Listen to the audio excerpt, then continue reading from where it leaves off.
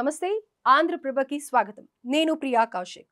YouTuber business man security guard student వీళ్ళంతా సాధారణ పౌరుల్లానే తిరుగుతారు తోడేలు ముసుగు వేసుకున్న నక్కల్లా మన మధ్యనే మనతోనే ఉంటారు కానీ హిడెన్ ఎజెండా మాత్రం వేరే వెరీ డేంజరస్ పర్సన్స్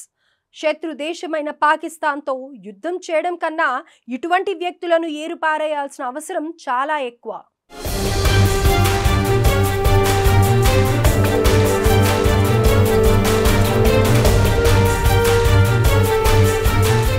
ఒకడు యూట్యూబర్ ఇంకొకడు వ్యాపారస్తుడు మరొకడు స్టూడెంట్ ఎవరికి అనుమానం రాకూడదని ఈ ముసుగులు వీళ్ళ అసలు ప్రొఫెషన్ మాత్రం పాకిస్తాన్ మోచేతి నీళ్లు తాగడమే మన ఉప్పు తింటూ మన ఇంటి పైకప్పుకే కన్నమేయడం అనే మాట భారత్ పౌరులుగా ఉంటూ మన దేశ భద్రతకు సంబంధించిన రహస్య సమాచారాన్ని సేకరించి శత్రు దేశానికి అప్పజెప్తారు ఆపరేషన్ సింధూర్ తర్వాత అప్రమత్తమైన నిఘా వర్గాలు ఈ దేశ ముదురులపై స్పెషల్ ఫోకస్ పెట్టగా ఒక్కొక్కరు బయటికి వస్తున్నారు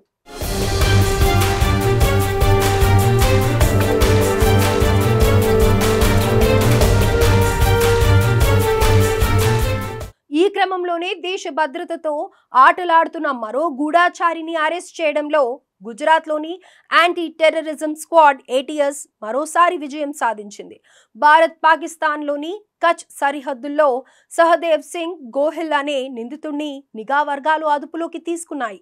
BSF భారత్ వైమానిక దళానికి సంబంధించిన సమాచారాన్ని పాకిస్తాన్కు చేరవేస్తున్నట్లు దర్యాప్తులో వెల్లడైంది నిందితుడు చాలా కాలంగా పాక్ నిఘా సంస్థలతో సంప్రదింపులు జరుపుతున్నాడని సరిహద్దుకు సంబంధించిన ముఖ్యమైన సమాచారాన్ని పంపుతున్నాడని దర్యాప్తు సంస్థలు గుర్తించాయి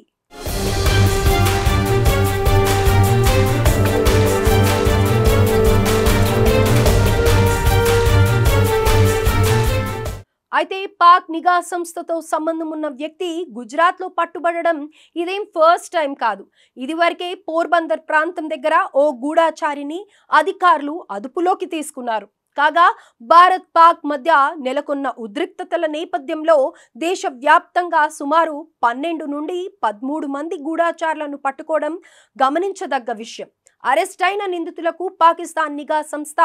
ISIతో సంబంధాలు ఉన్నట్లు తేలింది ఈ కేసులో ప్రస్తుతం దర్యాప్తు జరుగుతోందని ATS తెలిపింది ఈ నెట్వర్క్ వెనుక పెద్ద కుట్ర ఉండవచ్చని భద్రతా సంస్థలు అనుమానాలు వ్యక్తం చేస్తున్నాయి ఈ క్రమంలోనే సకాలంలో దానిని బహిర్గతం చేయడానికి ప్రయత్నాలు ముమ్మరం చేశాయి మరోవైపు దేశ సరిహద్దు ప్రాంతాలలో నిఘా పెంచింది భారత్ అనుమానాస్పద కార్యక్రమాలపై ప్రత్యేక పర్యవేక్షణ చేపట్టింది